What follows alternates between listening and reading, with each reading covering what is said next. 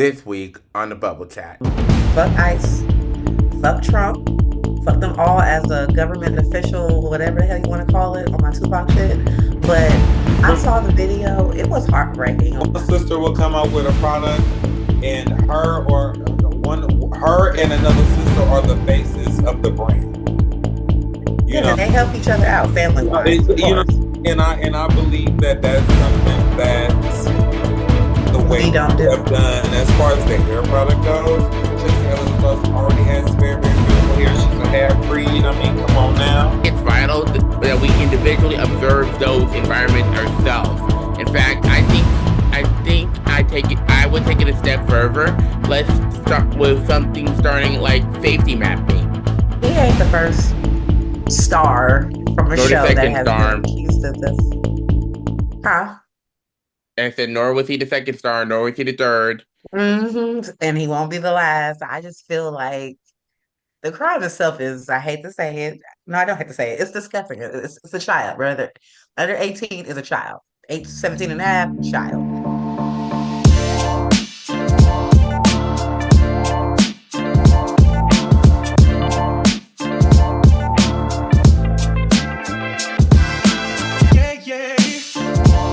Welcome back to another episode of The Bubble Chat, the podcast where we pop surface level talk and get to the core of stories, trends, and ideas shaping our world. I'm your host, Adonis Concierge, and I'm absolutely thrilled about today's session. We have a very special show lined up for you, packed up with the kind of honest conversation that you know that you came here for. Now, before we jump into the deep end, I have a quick announcement. We actually have an incredible guest co-host joining us for next week's episode. I won't reveal who it is yet, but they bring a fresh perspective and a wealth of insight that I know you all are going to love. It's going to be a fantastic session, so definitely make sure you're subscribed wherever you get your podcast so you don't miss that drop. In this episode, we're stepping outside our comfort zones to explore the bubbles we all live in, those social, digital, professional circles that define our perspectives, whether it's dissecting the latest cultural shifts or sharing personal anecdotes that challenge the status quo. We're here to expand the narrative and maybe even burst a few preconceptions along the way.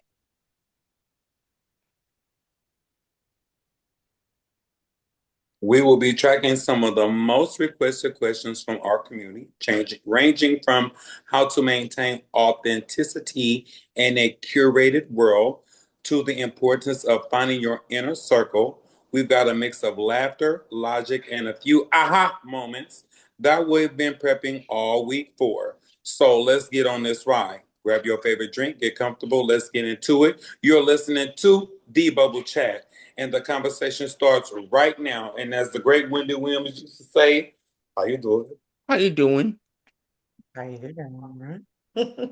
What's going on, team? Exhausted, but I'm hanging in there. Today has been, let's just say today's been a long day for me, but I'm just hanging in there, and I'm just grateful that I'm here with, of course, you all. So, and that's the biggest blessing I can ever take for granted, to be honest. Thank you for having us, honestly. No problem. Sorry, 1 second. I had to bring up everything all over again. Okay, I'm ready now. Okay, go ahead. Okay. So, getting into our first story today, we have to talk about the heartbreaking news coming out of Minneapolis. Earlier this week, a 37-year-old woman named Renee Nicole Good was fatally shot by an ICE agent identified as Jonathan E. Ross, according to closely matched court records. During a federal immigration operation, Renee was a mother of three and a local poet with no criminal record, and her death has sparked massive protests and a lot of tension between local and federal officials. The details are pretty heavy. The Department of Homeland Security is calling it an act of self-defense, claiming she tried to use her car as a weapon.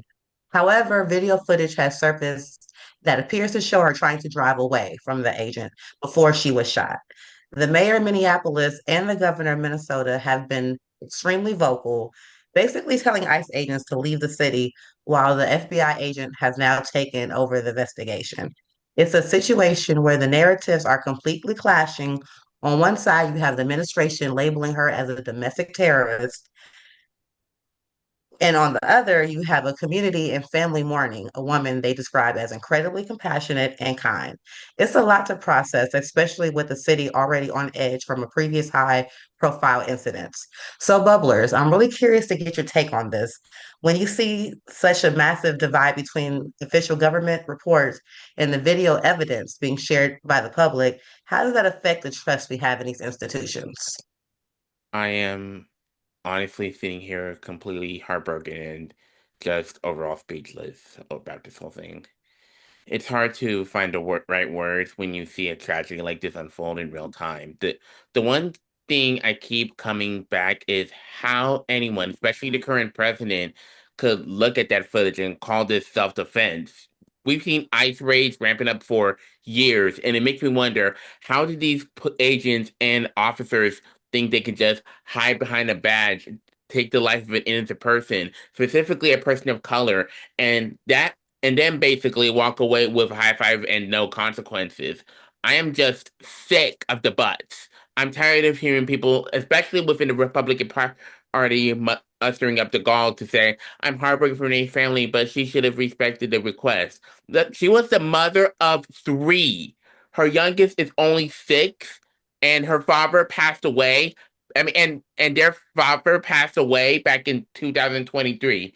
Now, those children have to face the rest of their lives without a mother because of a split-second callous decision. California Representative Eric Swalwell really hit the nail on the head during one of the press conferences. He called this act what it is, a horror movie. Mhm.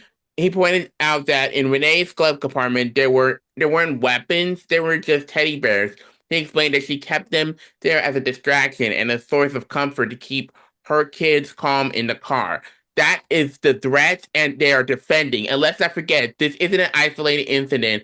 Just 1 week before Renee's life was taken away, we lost Keith Porter to the same kind of violence. And and Renee is not the first person to be murdered by ICE, nor is Keith Porter. Over 30 people were killed by ICE last year, and I've had it up to here with people defending this behavior without even looking at the actual facts. It's a pattern of callousness, and it's bending to stop, and it needs to stop right now. I agree with you 100%, nephew. How you feel, T-Mac? Personally, I hope I don't get too much backlash for saying this, but fuck ICE, fuck Trump, fuck them all as a government official, whatever the hell you want to call it, on my Tupac shit. But I saw the video, it was heartbreaking. Like they say that she was trying to run over the agent, and you can clearly see her wheels were twisted away from the agent. I mean, I'm not saying they can't get gun hungry, but I did do some research. The officer that did the shooting, he actually got hurt from a previous job. I'm not saying he deserved to be on FMLA or some type of shit, but if you so jumpy, maybe you should take some time off. I'm not saying that's why he did what he did. I'm saying it's wrong either way, Mm-mm. but it's just one of them things where it sucks all the way around. I'm sure as a human being, the ICE agent probably hurt, but like I said, it's definitely touchy. I feel for her family, her children. This is something that, we're going to have to see somebody's name on a hashtag again. It's depressing, really. How you feel Yeah. about it? I saw an interview. Joy Reid. Remember Joy Reid from the anchor from CNN? She has her own The Joy Reid Show here on YouTube. But she was talking about there is an anti-ICE organization that is constructed of white people because people of color cannot present themselves in front of the authorities, ICE, or the police because they will be reprimanded and in custody and all these things, right? So they have formulated this. She was a part of that group. I don't know what the group is called, but let's just say it was called Fight ICE, right? So she's in this group. Where they were in Minneapolis, this was a suburb. Like the neighbor was a doctor that they did not let help administer any kind of help. Once they shot her, they did not He shot her and walked away. He turned his back and started directing traffic. They did not try to help preserve her life in any shape, form, or fashion. So those are some details that they are really leaving out. Aside from the several camera angles of video footage that shows totally opposite and contradictory of the narrative that the government is trying to put in. Also in on the document that we just went over, it said that the FBI is taking over. We can't trust those fuckers. Nope. They're down with the Trump. So, prayers up to the families, to that community, and really over all of us, because at this point, it's just like Cardi B say, bitch, it ain't safe, it ain't safe, it ain't safe, it ain't safe. It's just what it is.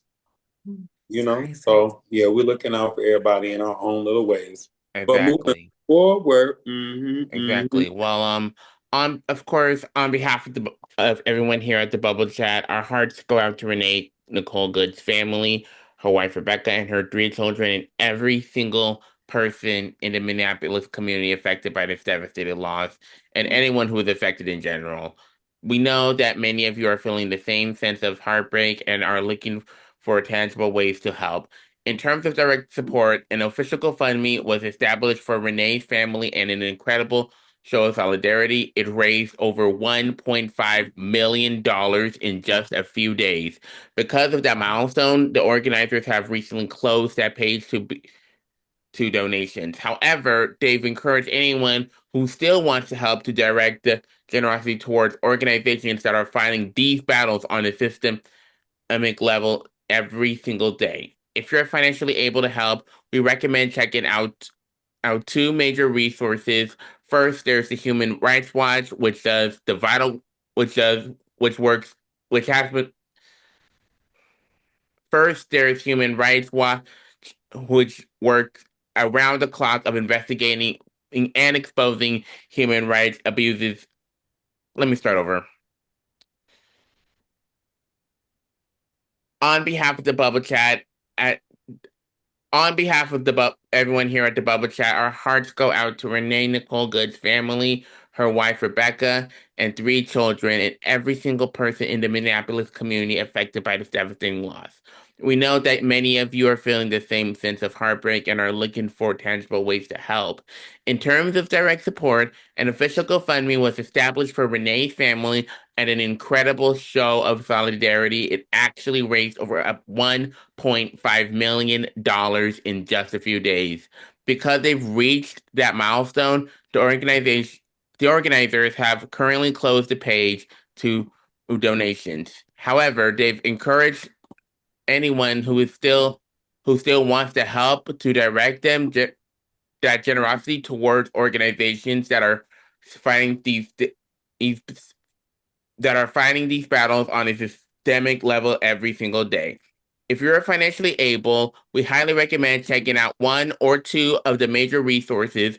First, there's Human Rights Watch, which does the vital work of investigating and exposing human rights abuses globally to ensure that those in power are held accountable. Then there is the National Immigration Law Center, an organization dedicated specifically to defending the rights of low-income immigrants and their families through impact litigation and policy advocacy. We will have the direct links to both of these organizations in our show notes and episode description. Even a small amount can help fuel the legal work and the investigations necessary to prevent tragedies like this from being swept under the rug. Let's use our collective voices and our resources to help make a difference where it's most needed. That's right, that's right, that's right. So moving from the so heavy to a bit of celebrity black excellence and entrepreneurship. We have to talk about the queen herself, Beyonce's hair care line, Cécred. It's officially taken over the industry. It was just named prestigious brand of the year, and the numbers coming out are absolutely staggering. specifically the Restoration Edge drops, alone reported clearing $100 million in sales. It's clear that this just isn't another celebrity vanity product. It's a massive business success that is actually delivering results for people with all different hair textures. What I love about this story is the legacy behind it. Bey has been vocal about how this brand was inspired by her childhood, growing up sweeping hair in her mother Tina Knowles' hair salon. Well, now she's seeing that dream reach the shelves of major retailers like Ulta and becoming the staple in people's daily routine. Despite all the initial internet chatter questioning if she even used her own products, she shut that down pretty quickly with those natural hair tutorials, proving that the science and the results are real. It's just another example of Beyonce being a business. As Jay-Z would say, she built an inclusive brand that focuses on her hair, scalp vitality, and moisture, filling the gap with and in a luxury market that often overlooks certain hair types. From rice and rose, protein ritual to the edge drops, people are obsessed. The brand is only continuing to expand as we move into 2026. We see so many celebrities launch beauty and hair product brands these days, but Beyonce seems to have found a different level of trust with her audience. Why do you think Cécred is succeeding where so many other celebrity brands have failed and are failing? Well, it's probably because she ain't got no fake coochie hair on no pussy, on no panty crotch. Okay, let's just start there. And I really don't hear much about Tracy Ellis Ross. I know she had a product. Didn't she have a product? Mhm. Her, Gabrielle Union, a lot of them Yeah. have hair products. It's like we kind of heard about it, but we didn't see what it was doing and or what it was giving. Um, I mean, it's not too late. You guys could make, I don't know their daughter's name, Zaya. Are Oh you talking about yeah, the twin daughter? Zaya Oh, Wade, No. I'm talking about, Gabrielle Union stepson, yes. Dwayne Wade's. I mean, Yeah, oh, I mean Gabrielle Union's stepdaughter. I son. and apologize. Gabby's, Her yes. name is, I think her name Oh is, Zaya Wade. oh, it's the transgender daughter? yeah, Yes, I think it's Okay. Zaya. they should have made Zaya Wade the face of that product.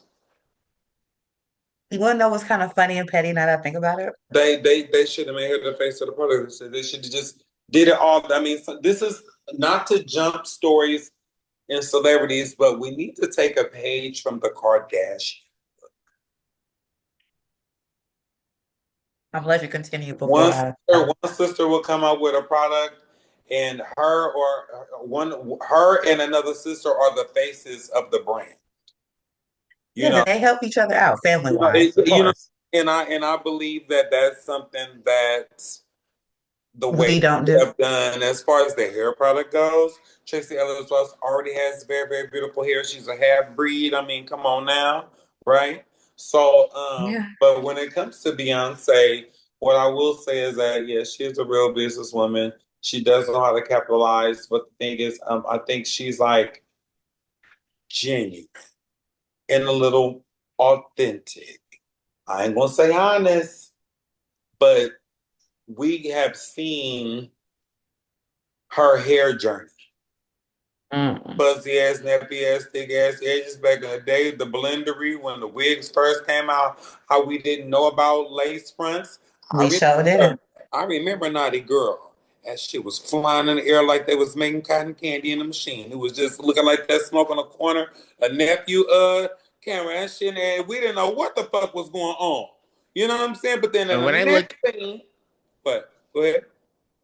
when I look at Beyonce's success with Cécred, I do hope I said it right. I'm probably gonna butcher this word, so if I do butcher that term, I do apologize. It's But not just about her star power, it's about a deep-rooted legacy of entrepreneurship that she's been carrying on. I've actually touched on this a little bit on the Bubble Chat before, but her entrepreneurial spirit really stems from her grandmother, who was a seamstress. And that talent and drive then passed on to her mother, to her mother Tina and her uncle Johnny. They were the ones who literally sowed Beyonce's dreams into reality when Destiny's Child was starting out. And think about that iconic speech she gave at the CFDA Awards in 2016. She talked about how in the early days, high-end labels didn't want to dress for curvy black girls. They couldn't afford designer dresses, and her mom was being rejected from showroom after showroom. So Tina and Johnny used their incredible talent and creativity to design and sew all their early costumes. So to see Uncle how Johnny made my dress. now, from those humble beginnings with Destiny's Child and to a monumental solo career, incredibly successful tours, including the Renaissance. I will never forget the Renaissance tour and the Cowboy Carter one. It's a testament of unwavering vision and hard work. And that brings us to the significance of Black girl hair in all of this, which I just want to touch brief on. It's not just the hair, it's the history, culture, and identity. In pre-colonial African societies, hair was a powerful indicator of a person's identity, their status, age, ethnic group, and even their marital status.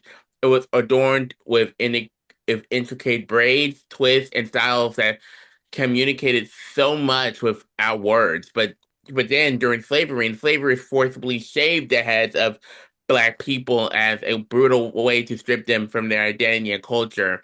And that act of dehumanization tried to sever the connection up to their heritage and make them feel as human. For generations, Black women were forced to try and confirm they earn to Eurocentric beauty standards, often hiding their natural hair or chemically straightening it to avoid discriminations in schools, workplaces, and societies at large. So the creation of cassette isn't just about selling products. It's part of a larger movement to reclaim and celebrate Black hair in all of its glory. So it's about providing hair high quality, scientifically backed products that nourish and supported textured hair, allowing Black women and girls to embrace their natural beauty and pride. It's a full circle moment that honors her family's legacy and the rich history of Black hair. Nephew, I have a question. Hmm. Are you chat GBTing your answers in this discussion? Maybe. I'll rest my case.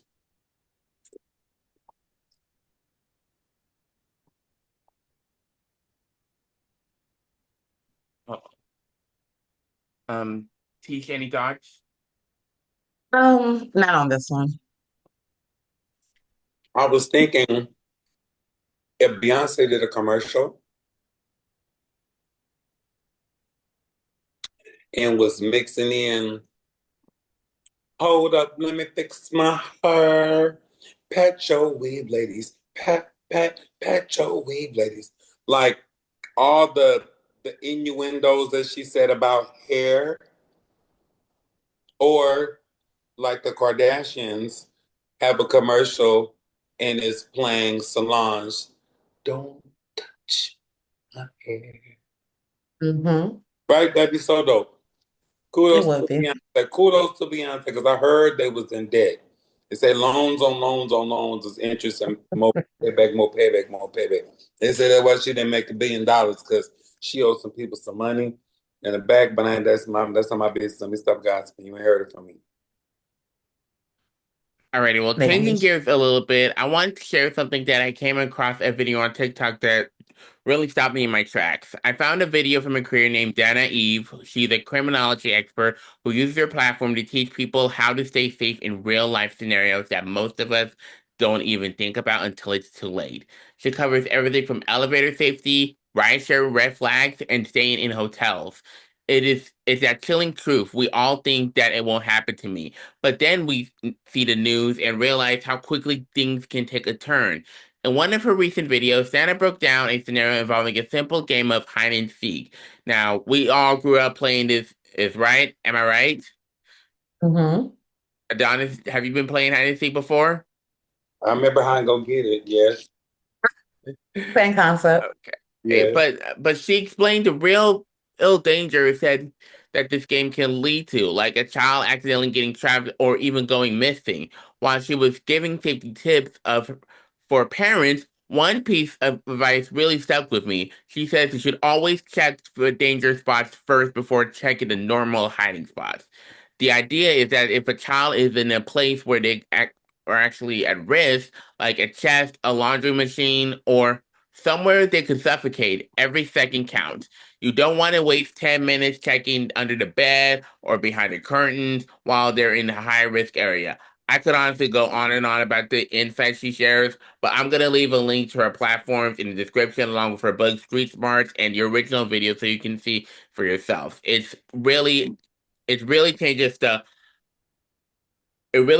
way you look at a harmless game when you view it through the lens of situational awareness. It's about being aware, not in fear, as she always says. So, as we're seeing in more of this safety creator content blowing up on social media, do you think this kind of hypervigilance helps parents feel more empowered, or do you think it adds the anxiety of raising kids in a modern world?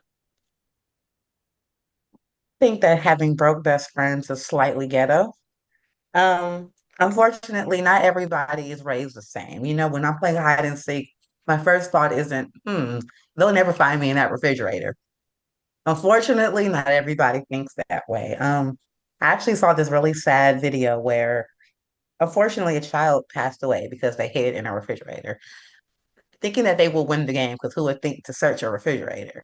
It's good that she's being aware about certain things, but I feel like it starts at home. You gotta teach your kids to still be safe even while playing a game because that game should be very far from deadly. You shouldn't think hide and seek, hide and go find somebody dead. You know, it's kind of depressing. But just start at home, teach your kids, hey, it's a game. Let's have fun with it. You don't necessarily have to win by never being found again. That's not fun. Mm-mm, mm-mm. What y'all think?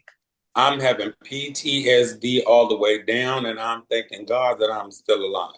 In my grandmother's household, at 860 Willow Street in motherfucking West Oakland, I was the youngest grandchild at the time. Mm. They would roll me up in the sheet and play motherfucking jump rope. I have been in the dryer. I have been in the washing machine. I've been in the freezer. I've been in the refrigerator. Bitch, I've been in the deep freezer. I've been under the sink.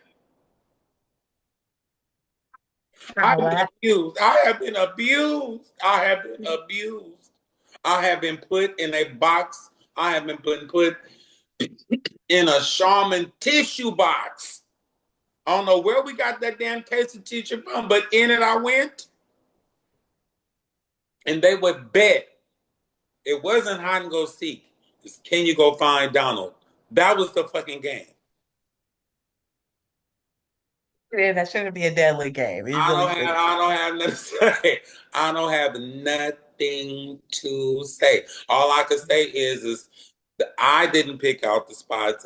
They did because they were betting. Can you find him? Where did we put him? It was a fuck sick game of hide and seek. But I made it. I survived. Because I Amen. never voluntarily went into the places.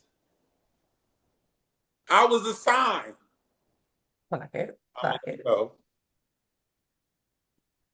I believe we can actually push this advocacy even further because, I mean, beyond those immediate tips, I've been thinking about. yo, if you hit me with the chat GPT nephew, I'm going to drop kick you with my short leg tonight. It's going to happen. Anyways, Give me an authentic answer. Don't you hit me with the answer. I know your address. It's an authentic answer. I know your address. I just want to keep that in mind. I know your Well, address.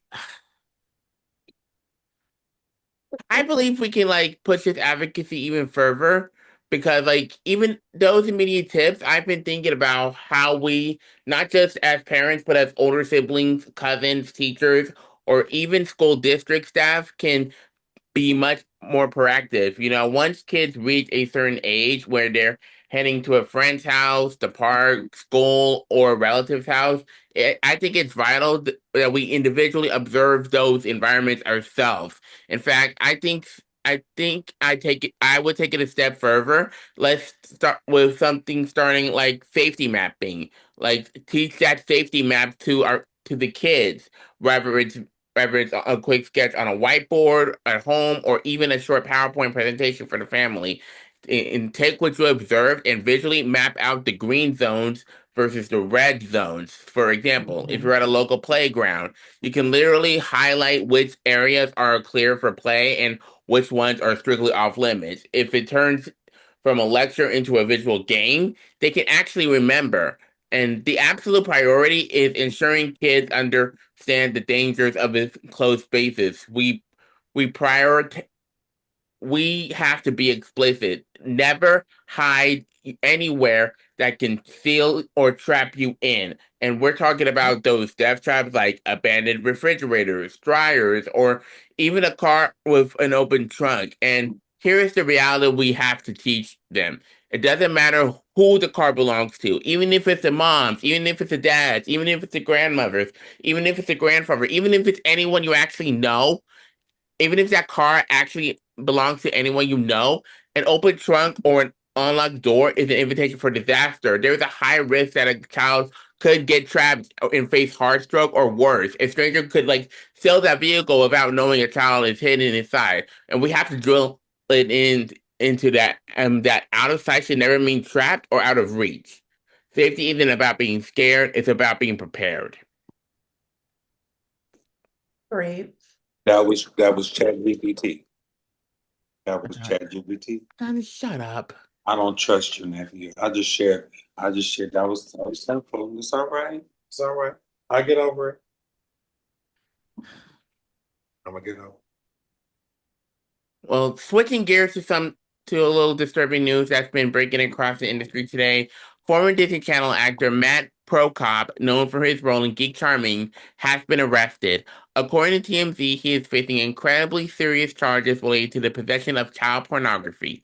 Law enforcement officials reportedly executed a search warrant at his home in Texas where they allegedly discovered a significant amount of illicit material. This Mm. isn't the first time Prokop has been in the headlines for legal or personal issues, but these specific allegations have sent shockwaves through the industry and his former fan base. It's a shocking reminder of the dark realities that can exist behind the scenes of the squeaky clean image, often protected by child stars. As the legal process Especially Disney ones. Yeah. As the legal process begins, the details coming out of prison are deeply unsettling, and if convicted, he could be facing substantial time in prison. Um, I'm curious to know your thoughts on this. He ain't the first star from a Nor the show that second has been star. accused of this. Huh? And I said, nor was he the second star, nor was he the third. And he won't be the last. I just feel like the crime itself is, I hate to say it. No, I don't hate to say it. It's disgusting. It's a child, brother. Under 18 is a child. 17 and a half, child. It's disgusting. I hope that he The finds day the help. before their 18th birthday, a child. It's a minor, and I just feel like for his behalf, I hope he gets the help that he needs. I hope that this is something that's not hindering him to be who he wants to be later in life. Because I mean, I can't think to who even has a collection of that stuff, you know? That's why to me this is so mind-boggling. I don't even know, thank God, I don't even know where to go to even get that type of stuff, you know? Well, to give some really heavy context to this, Matt Prokop's history with these kinds of issues goes back. He dated actress and Gig Charming co-star Sarah Hyland for about 4 years, from 2010 to 2014, and what she allegedly went through was horrifying. Based on reports from that time, she was in a severe domestic violence situation, and it got Was she a so minor? bad that she filed, real quick, sorry, Adonis. And it got so bad that she filed for a temporary restraining order in 2014, claiming he had physically and verbally abused her, even choking her during an argument. By October of that same year, a judge made that restraining order permanent. It's just so crazy to me, and we've seen these patterns so many times. Yeah, these actors who were kids or teens that we all looked up to, and they fall into what people call the Disney curse.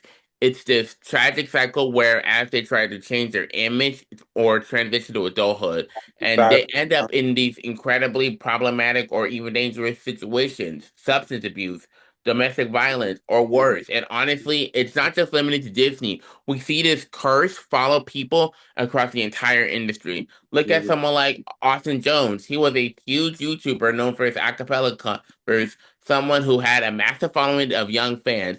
And now he's serving a 10-year sentence in federal prison for the receipt of sending a tutorial of how to specifically to girls that are under the age of 18 of how to twerk. His earliest release date is actually coming up next December, and because of the Illinois state law, he will have to register as a sex offender for the rest of his life.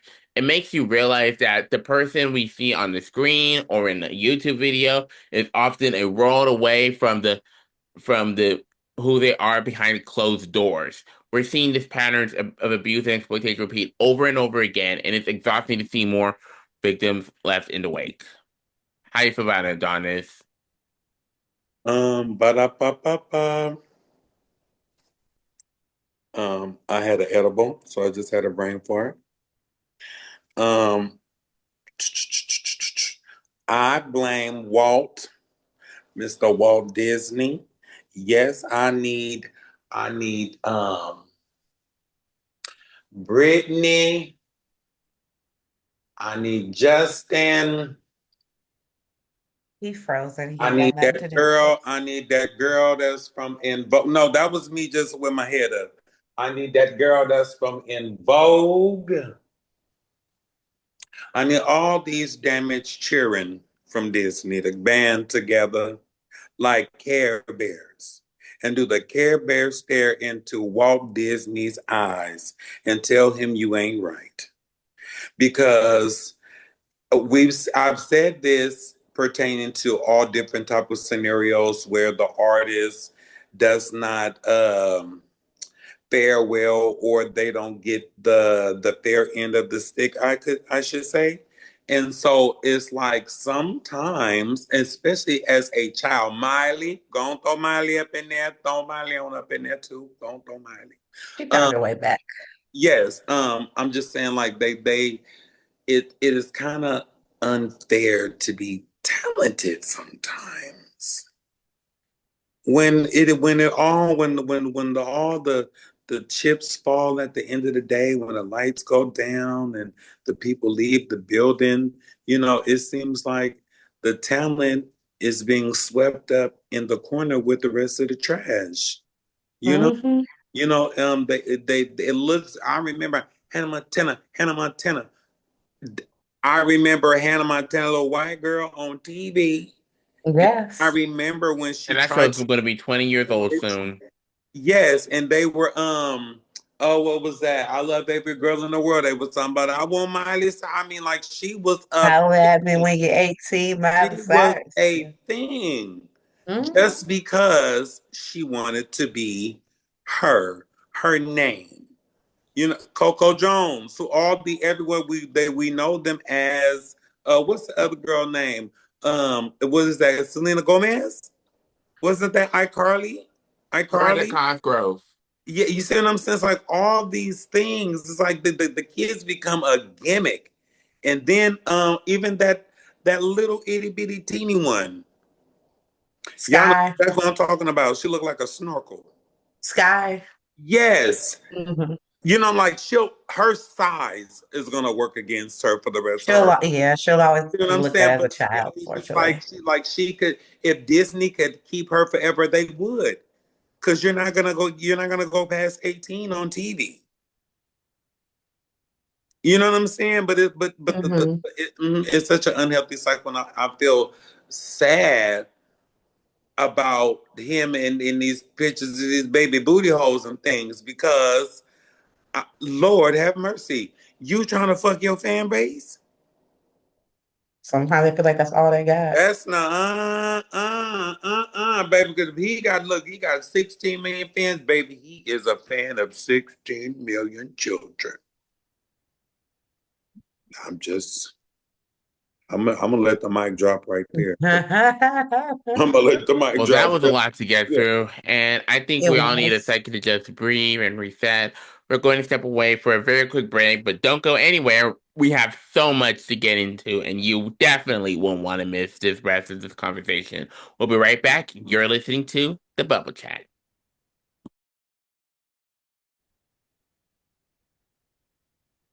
And we are back. Now it's time for one of my favorite parts of the show, our throwback topic segment. This is where we take a step away.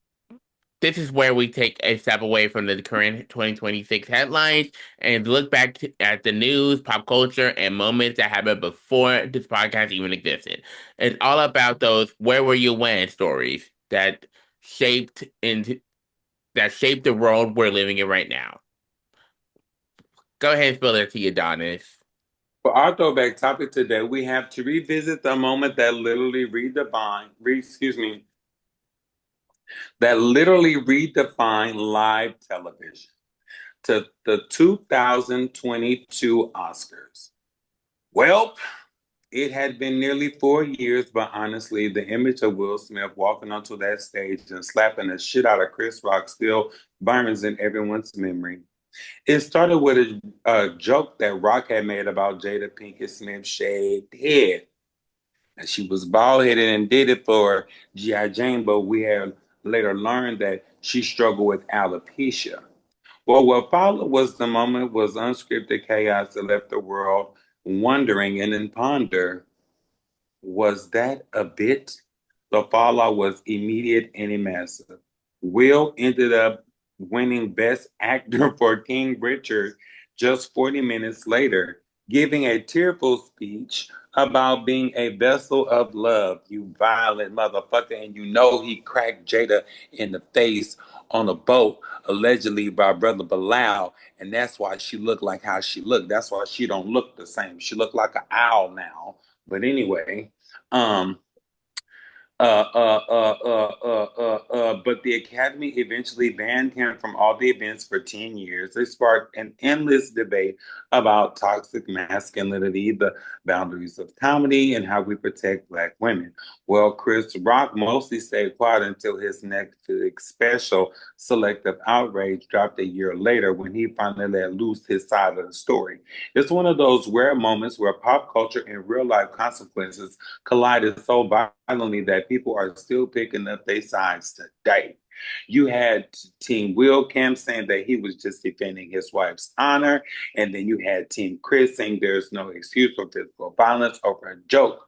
But looking back at the slap, with a few years of perspective, do you think that Will can ever fully recover his status as America's sweetheart? Or did that one moment permanently break or stain the trust that he had with his audience?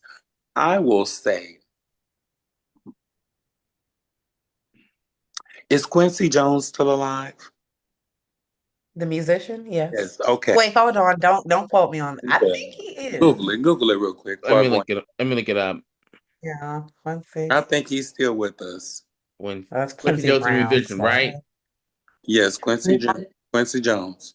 yeah, Him hell he's alive? still with. No, he Oh passed away no, November he passed 3rd, away just a 2000. couple of years Oh, just ago, 2000. Yeah. last year? 2024. Okay, so let me tell you what had happened. Michael Jackson, Will Smith, and LL Cool J Oh. all were hand personally managed by Quincy Jones. There is nothing that Will Smith cannot overcome or conquer because he's already gotten past it. Mm-hmm. You see what I'm saying? He already got past it.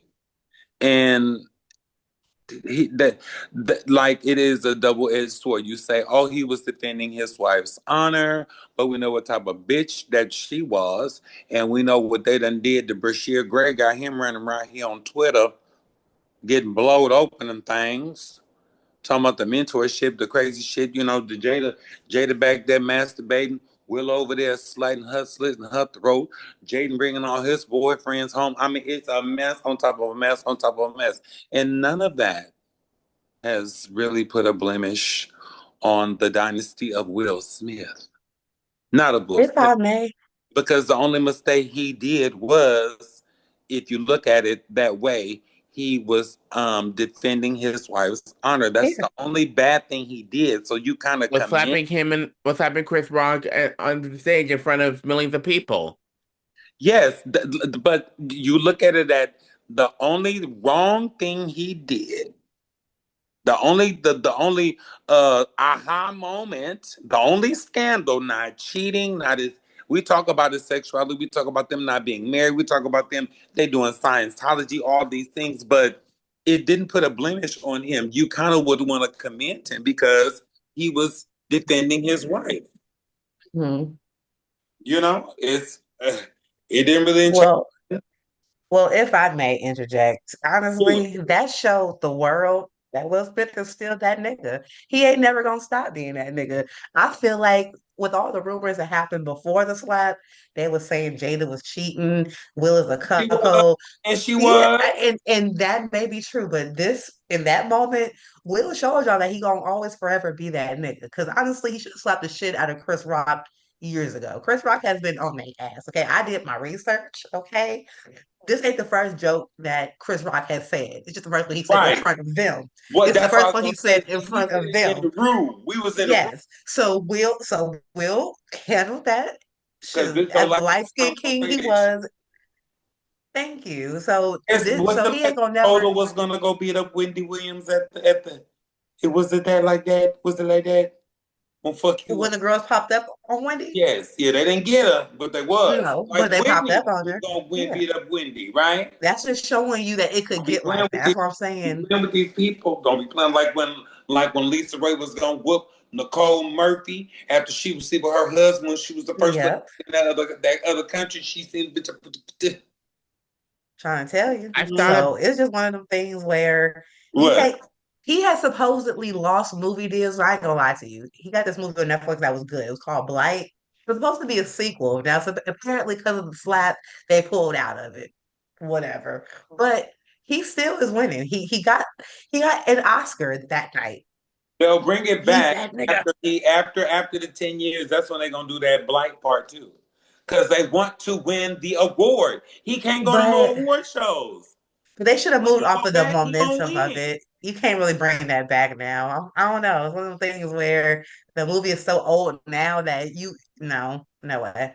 You But sure? Oh, is that why he did Bad Boys?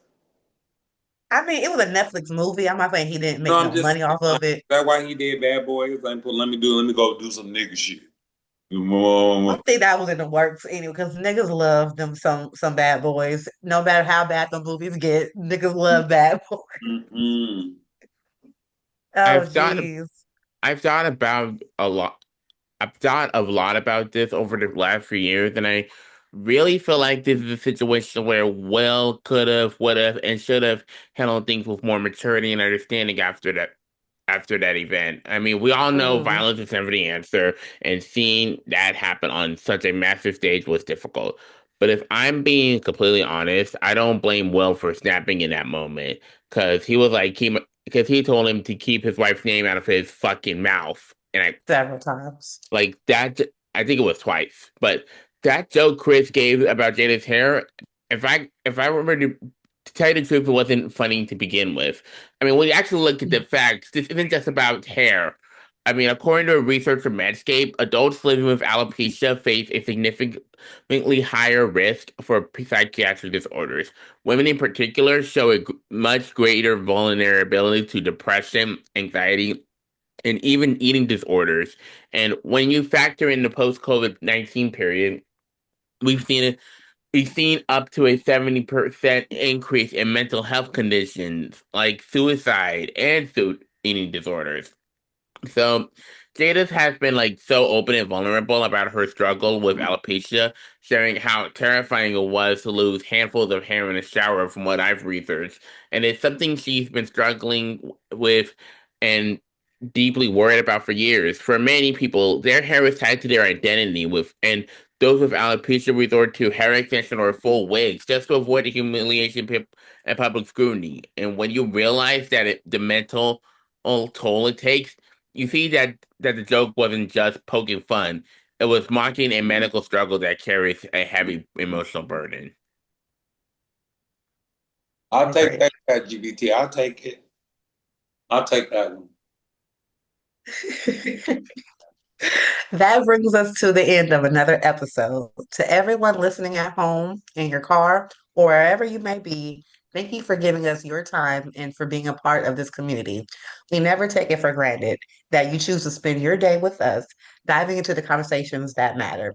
Don't forget to check the show notes and the description for all of the links and resources we mentioned today. If you haven't already, make sure you follow us on your favorite podcast platform and follow our socials to stay updated on everything coming up next. We'll be back in the next week with a brand new episode. But until then, stay curious, stay kind, and keep an eye on your own bubble. I'm your host, and this has been the Bubble Chat. We'll talk to you soon. Bye, guys.